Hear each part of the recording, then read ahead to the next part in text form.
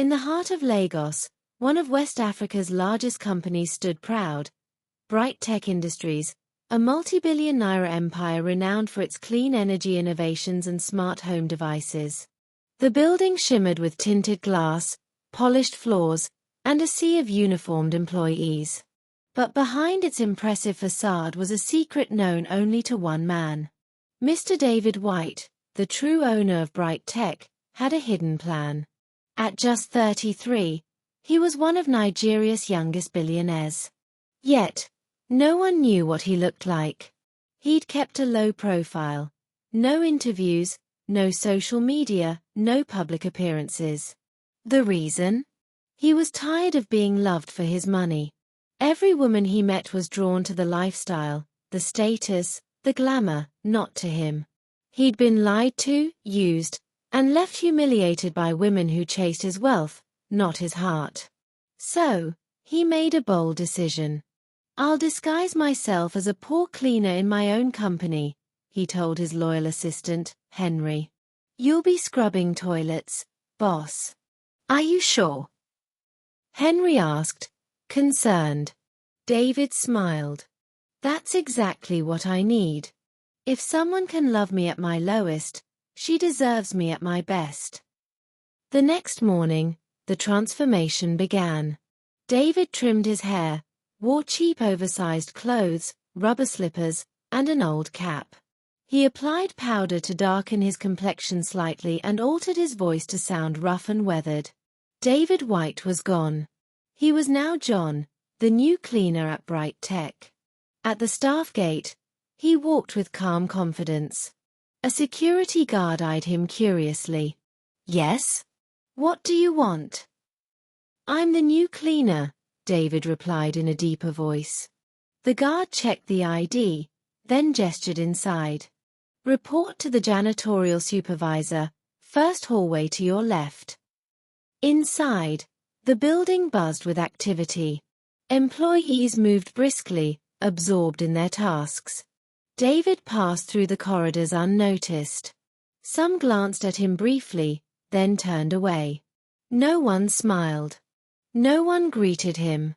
At the janitorial office, he knocked and entered. A woman looked up from behind the desk. Her name tag read, Mrs. Grace, janitorial lead. "You're the new cleaner." "Yes, Ma. My name is John." She gave a slight nod, her expression neutral. "You're assigned to the ground floor, hallways, lobby, and toilets. Supplies are in the storage room. Get started." "Yes, Ma," he replied. He grabbed the mop, gloves, broom, and cleaning liquid, then began his first shift. The toilets were filthy, the floors dusty. He scrubbed and mopped in silence. His back ached, his hands burned, but he said nothing. Day after day, David arrived early, performed his duties, and observed. Some staff were polite but distant. Most were indifferent, some even rude. But then, something unusual happened. One afternoon, in the staff cafeteria, David was cleaning a corner when he noticed a young woman sitting alone. She ate plain rice from a small container. Her shoes were worn, her handbag strap stitched by hand. Yet she smiled gently at an older cleaner nearby and offered him water. That small act caught David's attention. Her name was Linda, a junior assistant in IT. Quiet, respectful, diligent. She avoided gossip and stayed to herself. As David passed her table, she looked up and smiled. "Good afternoon, sir." He paused, surprised. "You're talking to me?" "Yes," she said warmly. "I see you cleaning every day. You work hard." He nodded, touched. "Thank you. That's kind of you." "May God bless your hands," she added. "Amen," David replied. "And may he bless yours too." That brief moment lingered with him all day. It was the first genuine kindness anyone had shown him since his undercover journey began. That evening, in his apartment, David sat reflecting. Henry arrived with food. "How was your shift today?" he asked. David smiled tiredly. "Rough. But I met someone. Her name's Linda. She looked me in the eye. She smiled. Spoke to me with respect." "You think she's real?" Henry asked. "I don't know yet. But I want to find out. If she is, her life will never be the same." The next morning, David resumed his cleaning, but his eyes remained on the IT department. He wanted to understand Linda, not just how she treated him, but how she treated everyone. Later that day, he saw her again in the cafeteria. She had packed plain jollof rice, sat in her usual quiet corner, and pulled out a small water bottle. An office messenger passed by, visibly tired. Without hesitation, Linda called him over and offered half of her food. "Take it," she said softly. "I have enough." From a distance, David watched, his thoughts confirmed. She was genuine. After work, he followed her discreetly. She walked, no taxi, no bike. Her pace was steady, her posture relaxed.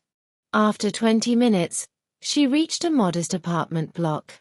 It looked old, but tidy. So this is where she lives, David thought. She walks to work. No complaints. No pretense. That evening, he met with Henry again. "I followed her today," he said. Henry raised an eyebrow. "Seriously?" "She walks home. Lives in a simple apartment.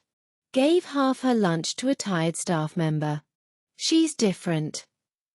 "What do you want to do?" Henry asked. "I want to help her, but quietly. She must never know it's me. First, find her landlord. Pay 6 months' rent. Anonymous." Henry nodded. "Consider it done." "And find out what she studied. She's still in a junior role in IT. I want to know why." The next morning, Linda stepped outside to find her landlord smiling. "Good morning, sir." "Good morning, my dear. I was just about to call you." "Is everything okay?" she asked. "More than okay. Someone just paid 6 months of your rent." She froze. "Sorry, who?" The landlord shrugged. Didn't give a name. Said it was anonymous. "Your rent's covered till next year." Linda stood in silence, eyes wide. "Are you sure?" "I counted it myself. Be grateful, someone out there is looking out for you." Tears welled in her eyes. "Thank you, God." That day at work, her steps felt lighter. No rent worries. But she couldn't stop wondering who had done it. During her break, she went to the hallway where she often saw the cleaner. He was there, wiping a window. She smiled. "Good morning, sir." "Morning," David replied. "You won't believe what happened today," she said. "What's that?" he asked, feigning surprise. "My landlord said someone paid 6 months of my rent. No name. Just like that." He smiled gently. "That's amazing. God really works in mysterious ways. I just wish I could hug whoever did it, to say thank you." "I'm sure they already know how grateful you are," he said. "And maybe someday, you'll meet them." She laughed softly. "Maybe." Then she looked at him thoughtfully. "You know, you're different too. Most people here ignore the cleaners, but you always greet back. You listen." David replied quietly, "It costs nothing to be kind." She nodded. "That's true." Her phone buzzed. She excused herself politely and left. David stood still, watching her go. "Linda," he whispered, "you have no idea." For the first time in years, he looked forward to each workday. Not for the company, But for Linda, her kindness, her humility, her quiet strength, these became the brightest parts of his day. Even in old clothes and worn shoes, her spirit shone. She never looked down on anyone. Her smile was sincere, her heart rich. One afternoon, David sat in the cafeteria after a long morning of cleaning. Linda walked in and saw him resting, sweat on his brow. "You haven't eaten?" she asked. He shook his head. "Not yet." She didn't ask questions. She opened her food container and gently pushed it toward him. "Please eat. I already had something earlier." David hesitated. "I can't take your food." "Please," she insisted with a warm smile. "I want you to. It's not much, but I can share." Moved, he picked up the spoon. "Thank you, Linda. You don't know what this means to me." She sat beside him as he ate.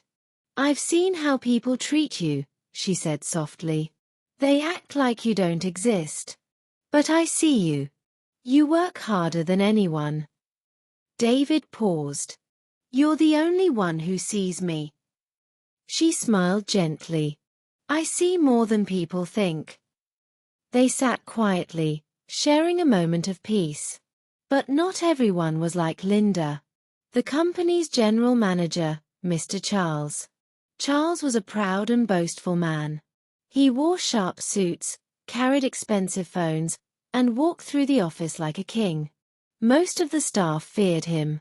Some women admired him for his wealth and power, but Linda always kept her distance, and that made Charles curious. One afternoon, he called her into his office. "You're a beautiful girl, Linda," he said, his tone smooth. "Thank you, sir," she replied cautiously, unsure of where the conversation was heading. "I've been watching you. You're different. You don't talk much, you don't beg, and you don't chase men like others do." Linda remained silent. Charles leaned back in his chair, a confident smile playing on his lips. "I can give you a better life. I own this company. All the cars outside, the money, it's all mine. I control it all. The board listens to me. The staff follows my lead. Stick with me, and everything changes. I'll raise your salary, buy you new clothes. You won't have to struggle anymore." Linda looked puzzled. "You own Bright Tech." "Of course," he lied smoothly. "My name's not on paper, but make no mistake, I run everything." She stayed composed. "Thank you, sir, but I'm not interested." Charles frowned. "You think I'm lying? You don't believe I can take care of you?" "It's not about that," she said gently. "I'm just not interested." He let out a cold laugh. "So you'd rather walk to work, wear second-hand clothes, and eat simple meals for the rest of your life?" She stood up calmly. "It's better than pretending to love someone for their money." And with that, she walked out, leaving him stunned and angry. From that day, Charles treated her with hostility. He overloaded her with tasks and spoke to her harshly in meetings, but Linda remained strong. She kept working hard, her dignity untouched, always wearing a quiet smile. David noticed everything from afar. He saw how Charles looked at Linda, and how she carried herself with grace after leaving his office. One afternoon, while she was on her break, David approached her in the hallway. "Are you okay?" he asked. She smiled. "Yes." "You look tired." "I'm fine," she replied. "Just a long day." He hesitated. "I saw you give your food away yesterday. You didn't have to." "I know," she said softly. "But I wanted to. Giving reminds me that even when life is hard, I still have something to offer."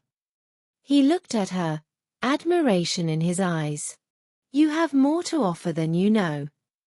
She chuckled. "You sound like someone who knows me better than I know myself." "Maybe I do," he said gently. She looked at him closely. What about you? Who are you really? David smiled. Just a cleaner, for now. Linda nodded slowly. Well, you're a very special cleaner. As she walked away, David stood for a moment, watching her. Under his breath, he whispered, "And you're not just special, you're rare." That afternoon, when most of the workers were at lunch, Linda stayed behind finishing her reports. Suddenly, Charles approached her desk with a proud smile. He held a brand new smartphone, still in its box. "I noticed you've been using that old phone," he said smoothly, placing the box on her desk. "Take this. It's yours. Be mine, baby." Linda froze. She looked at the phone, then at him. "Sir, no, thank you." He raised an eyebrow. "Why not? You don't like it?" "It's not the phone. I just can't give you what you want. Please, look for someone else." His smile vanished. His eyes turned cold. "Do you know how lucky you are that I'm even talking to you?" he hissed. "You'll regret this. I'll have you fired." He picked up the phone and stormed out. Linda stood there, her heart racing. Her hands trembled, not out of fear, but from the weight of everything she had worked so hard for possibly slipping away. Quietly, she walked to the janitor's area. David was mopping when he noticed her and stopped immediately. "Linda, what's wrong?" I can't do this anymore," she said, her voice shaking. "I just want peace." David dropped the mop. "Talk to me." She explained everything, the gift, the words Charles used, the threat.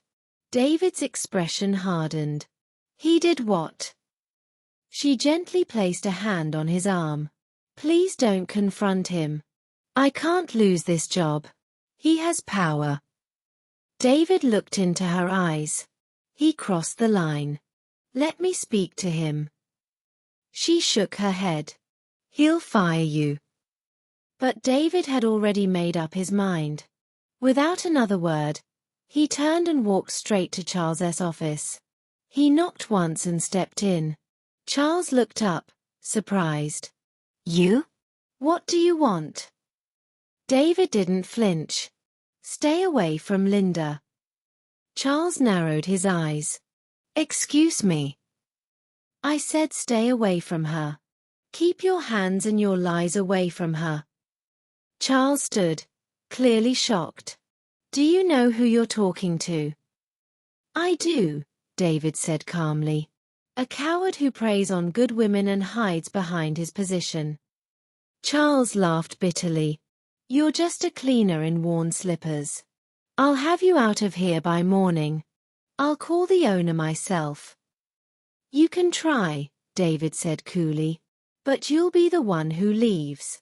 And listen well, if I see you near Linda again, you'll wish you were never born." Charles took a step back. There was something unsettling about David's calm. For someone in his position, he was too confident. "Who are you?" Charles asked, confused. David didn't answer. He simply turned and walked out. Linda waited in the hallway. When she saw David, she rushed over. "What happened? Did he do anything?" David shook his head gently. "No. But I did. I told him to leave you alone." "What if he fires you?" David smiled. "Let him try. He'll be the one packing." There was something in his eyes Linda couldn't quite explain. It felt powerful, hidden. But she didn't question it. "Thank you," she whispered. "I'll always protect you," he said. "No matter what it takes." That evening, Linda returned to her small apartment. When she reached her door, she froze. On the floor was a small bouquet of flowers and a phone box wrapped with a red ribbon. A letter was tucked under the ribbon. She picked it up, heart pounding. On the front, In neat handwriting, it read, "From me to you. Your secret admirer." She looked around. The hallway was empty. Quickly, she went inside and placed the items on the table, her hand shaking. "Who would do this?" she whispered. She couldn't sleep that night. Her mind kept returning to the gift, the letter, and the thought that someone was watching her. She had never been the kind of woman who attracted attention. She lived quietly, avoided drama. The next day, during break time, she quietly made her way to the hallway where David usually worked. He was there, as always. "David," she called softly. He looked up and smiled. "Good morning, Linda." She stepped closer. "Something strange happened last night." His smile faded. "What is it?" "I got home and found flowers and a phone at my door. There was a letter too. It said, 'From me to you. Your secret admirer.'" David looked surprised. "Really?" "Yes. I'm scared. I want to report it." David walked closer. "Don't go to the police." "Not yet." "But someone is watching me." "I understand," he said gently. "But maybe it's not dangerous. Maybe it's just someone who admires you from a distance." "I'll throw them away. I don't want them." "Don't," he said quickly. "Then you take them. You can give the phone to someone who needs it." He smiled. "No, Linda. It's not for me. It's for you. Just keep it. And if anything else happens, we'll go to the police together. You'll come with me. Always." She relaxed a little and laughed. "This is strange. I've never received gifts like this." He chuckled. "You women are lucky. People just leave you gifts, flowers, phones." "Not all women," she replied. "I'm not used to this at all." "Well, enjoy it," he said with a grin. "Some of us are still waiting for someone to buy us groundnuts." They laughed, and for the first time that day, Linda felt truly calm. David's presence gave her peace. Later, as she was arranging files, she received a message from the receptionist. "Please report to the manager's office immediately." Her heart skipped. She didn't know if it was good news or another trap. Cautiously, she walked to the office and knocked. "Come in," Charles said. She stepped inside. He leaned back, wearing a strange smile. "Congratulations, Linda." She blinked. "Sir." "You've been promoted." She stared at him in disbelief. "Me?" "Yes. Senior technical assistant. Larger office, better salary, company apartment, and a car. The boss called me this morning. Said to process it immediately." Tears welled in her eyes. "Oh my God. Thank you, sir. Thank you." Without waiting for more, she rushed out, overwhelmed with joy.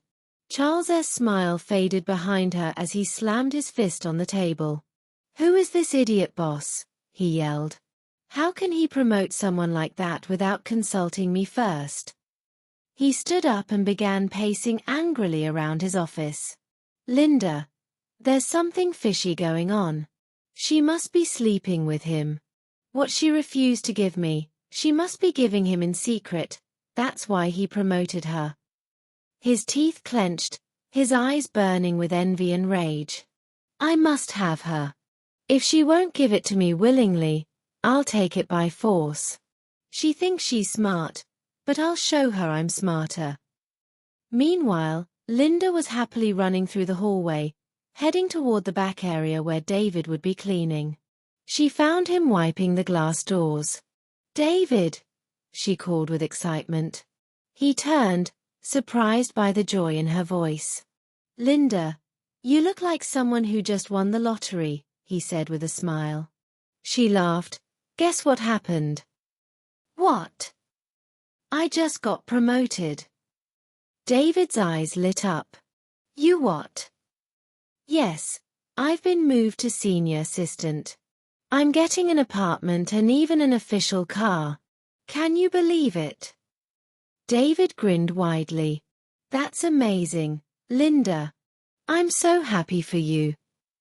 I still can't believe it myself, she said, holding his hand for a moment. I've worked so hard. For once, life is smiling at me.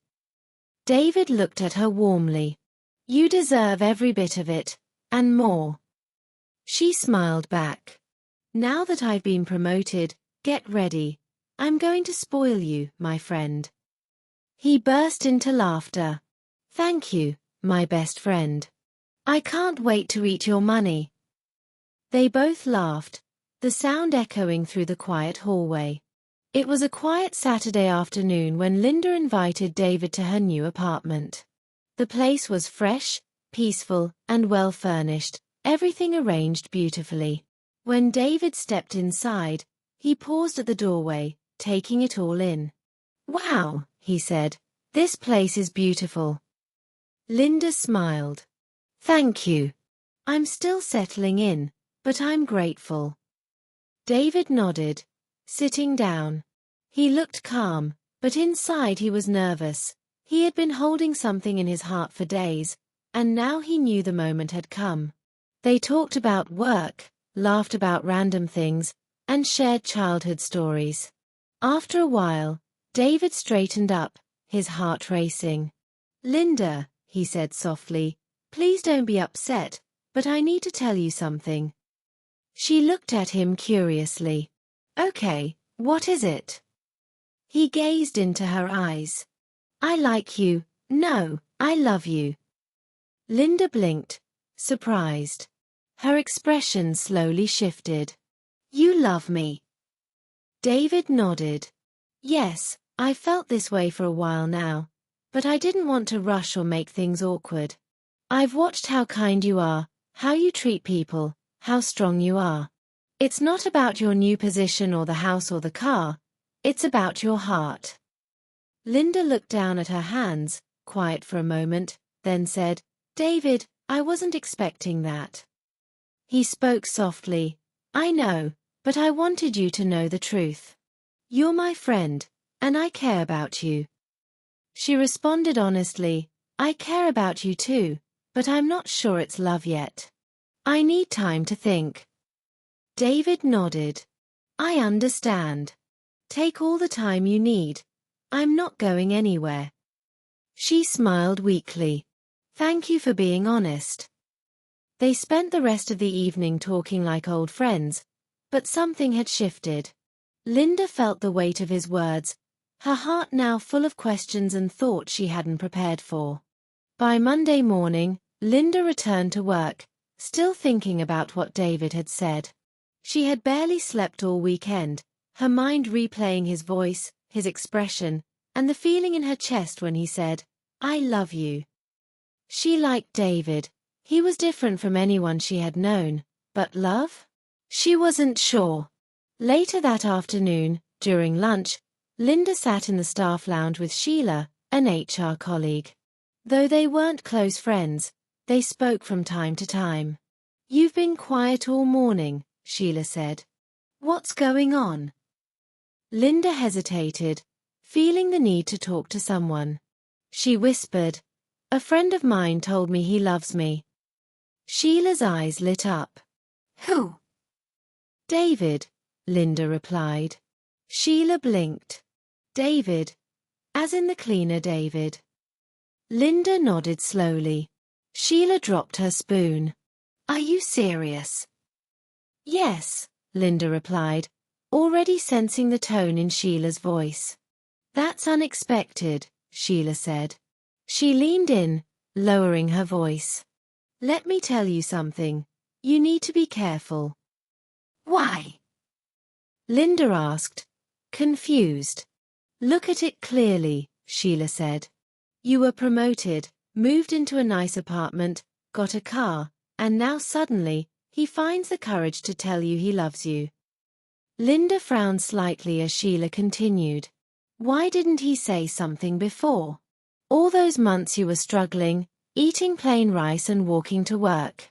Now that you're rising, he speaks up. Linda didn't respond.